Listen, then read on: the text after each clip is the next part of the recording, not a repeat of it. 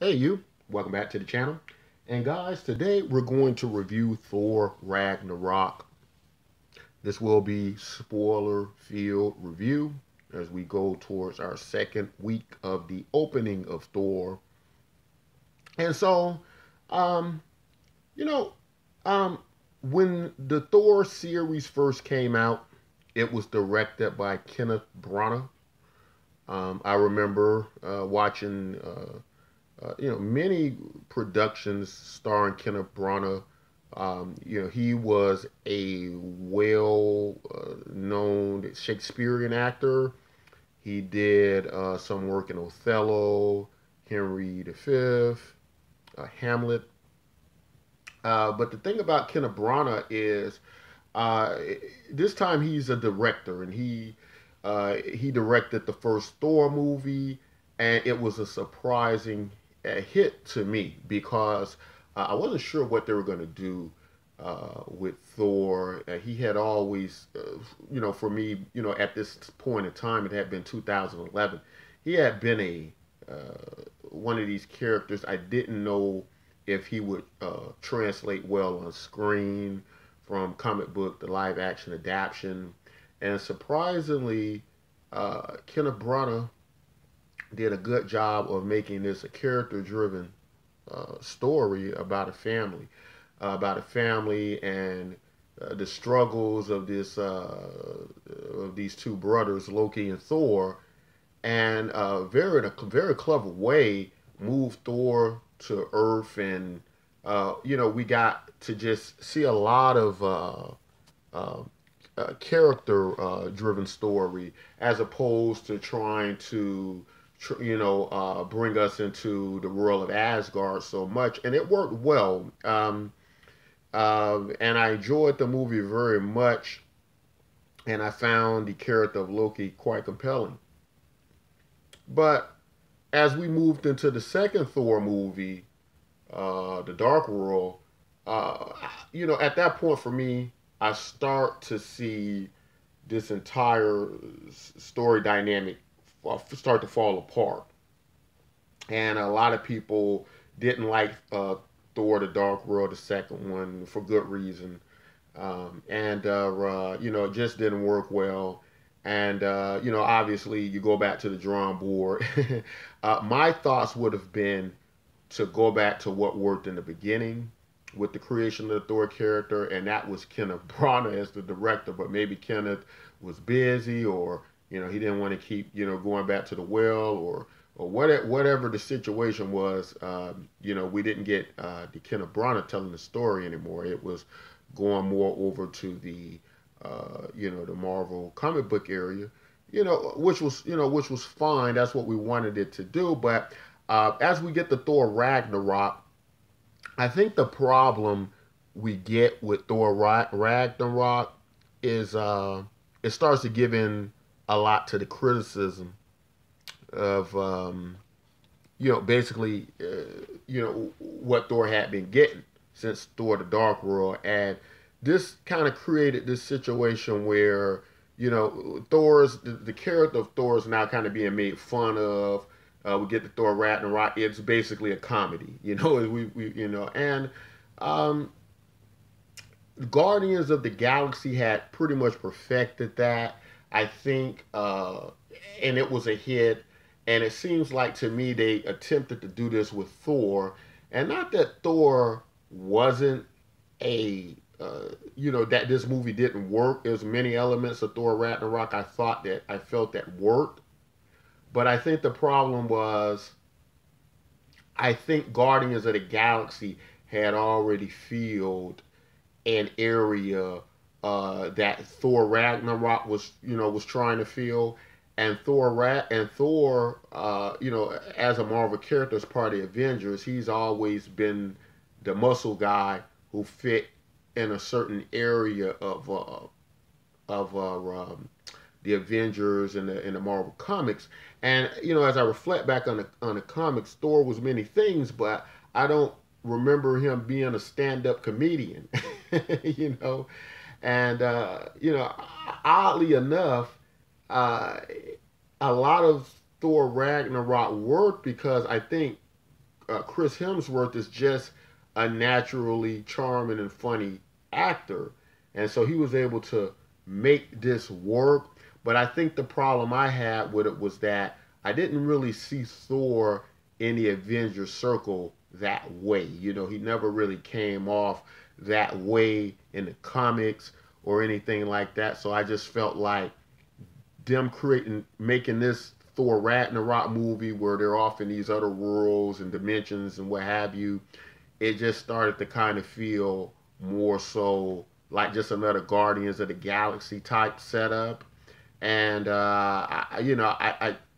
there's Guardians kind of fit that area well, but now as Thor's kind of bridging that gap between Guardians and the rest of the Marvel characters as we move into the Infinity Wars, I just thought it was a little bit too much comedy. Some of the timing didn't work, but the pacing of Thor Ragnarok worked quite well. You know, it worked very well. It moved along. I was never bored in the movie theater, and I very much appreciated that because a lot of times I do find my times like, okay, this movie's dragging on a little bit too long. How much more time we got? And I didn't feel that way in Thor. I felt like Thor did a good job of the way it was shot, the way the film was made, of holding my interest in various things like that. And I really did, find enjoyment in that. But, as I was saying, I think it's just trying to distinguish, is Thor now going to be this comical character, that's quite prominent now in, with the Avengers and these characters, Iron Man. But, Tony Stark, when Robert Downey Jr. plays Tony Stark and Iron Man, it's he has these great comical punchlines that he does quite often, but he can also bring it back and be a very dramatic, serious character, and he's very good at doing that transition to where I'm not pulled out of the film.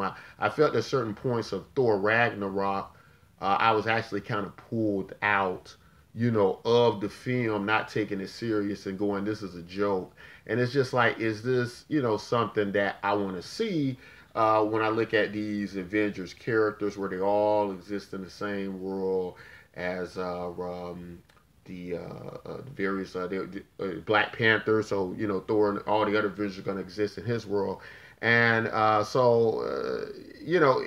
it's to combine all these worlds together and different types of character has been a bit challenging for me to do in my mind. I personally would have been quite fine with some of these movies and characters just being totally existing on their own, not following the Marvel model where everybody has to, exist together.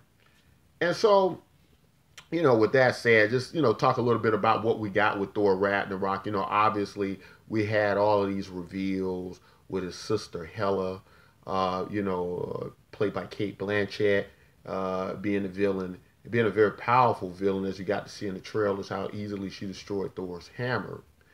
And the parts of the film I did like was the reveal that Odin at one time wasn't this benevolent ruler, that he had done many dark things to create Asgard, conquering many worlds, stealing their gold to create this beautiful city, world Asgard, and using Hela as his kind of hammer to do that. But then at later on deciding that that's not the ruler he wanted to be, and kind of trying to cover everything up, pushing Hela to the underworld. And we've had that happen, several times throughout history with various figures where they start off a certain way. I believe we had it was a similar situation with Fidel Castro and Che Guevara, where Castro pretty much wanted to kind of distance himself from some of the, policies that Che Guevara, had, and so kind of trying to do away with the past, going forward to the future, and kind of forgetting the path you took to get there. Either you trying to cover it up or some embarrassment or what have you. But we got to learn that a lot of that gold was extracted from other worlds to create Asgard through conquest. So I found out all that very interesting to tell, interesting stories about where the world of Asgard had started and where it ended up. And obviously, Hela's Thor's sister is trying to seek revenge, feels she's the proper heir to the throne, great deal more powerful than Thor and Loki. And we get the destruction of Asgard, and we get basically the Asgardian people now being this nomadic group.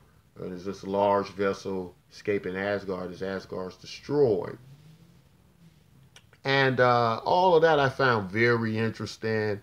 Like the role of Valkyrie, who had been part of this honor guard, this that had were basically destroyed by Hela, and her journey to kind of find her place back to serve Asgard and avenge her lost comrades, her lost loved one for against Hela. And and we got we got Thor versus Hulk, and the Hulk character, very comic booky. Wasn't a big problem for me, but great deal different from the past Hulks we had seen. A little bit troubling for me in that this movie did this 360 degree turn from, like I said, the Avengers movies. I felt like it was trying to be a duplicate of Guardians of the Galaxy, maybe trying to borrow some of Guardians' success. And I would have preferred that Thor continued on its original course, like as directed by Kenneth Branagh, and just let the fans, have their say, but keep going, because the first Thor movie was a great movie. I never heard anybody complain about the first Thor movie. I've heard people obviously hate the second Thor movie, Thor: The Dark World, and I find that in this film, Thor Ragnarok, whereas a lot of people do like the film as it was entertaining, and I can't deny that it was very entertaining. If it would have been anything but the Thor character, I would have been perfectly fine with it. But I think the Thor character, him becoming this, before, if he was humorous, it was almost like accidental humor.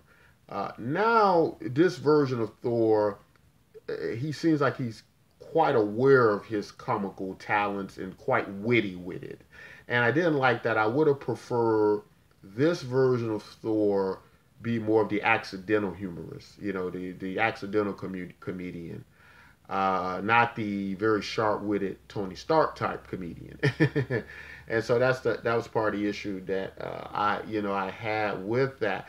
But what I did feel was perfect about this film, really worked about this film, was Jeff Goldblum, who played the Grand Master. And I couldn't think of a better character than Jeff Goldblum to play the Grand Master. He's like the perfect actor to play that role. It's almost like it was just certain actors that, when chosen for these Marvel character roles, are just like perfect for them. They fit how they're written in the comic books to a T.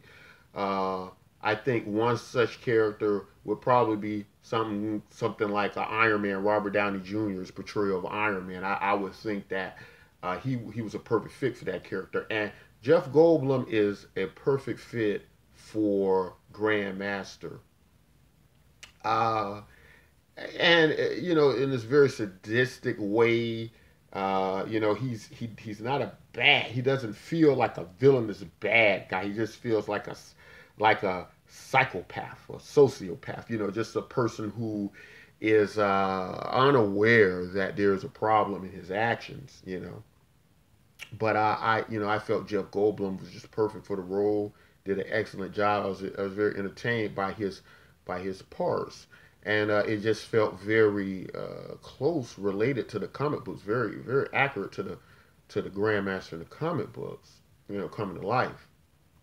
But of course, at the very end, we get this large ship in the end credit scenes, and you know, obviously, my mind's jumping to this could be Thanos that's surrounding you know this ship, the escape ship that the Asgardians are now living on, and uh, you know that's very interesting because through now what I believe to be or will include Thanos' reaction or interaction with Thor and the Asgardians and uh, one theory I have is that Hela is not dead. You know, we didn't see Hela die when we saw Asgard destroyed in the end, but they didn't show her die.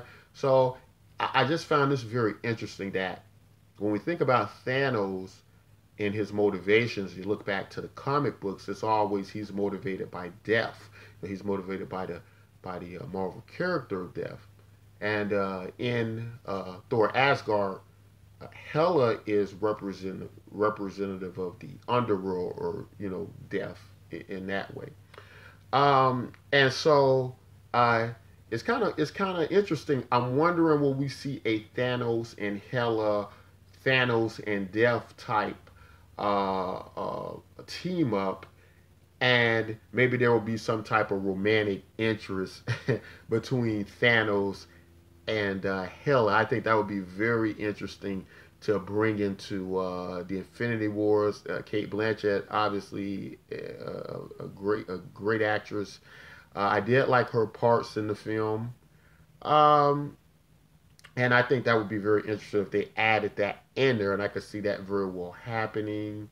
You know, of course, Loki is always as entertaining in these films. We got to see him be mischievous as usual, always double crossing people, and you know, as Asgard's being destroyed, you know, there's some speculation he may have the Tesseract and things like that, and this Thanos is looking for that. But guys, anyway, tell me what you thought about Thor Ragnarok. In the Thor lineup, in the three Thor movies, rank the ones you like that are your best, that are your favorites. Let me know which ones. I'm still going for the first Thor, Thor Ragnarok second, and then Thor the Dark World. Anyway, guys, let me know how you feel about this Thor movie and where it ranks in the Thor movie lineup. Guys, if you like content like this, don't forget to like and subscribe. And until next time, take care.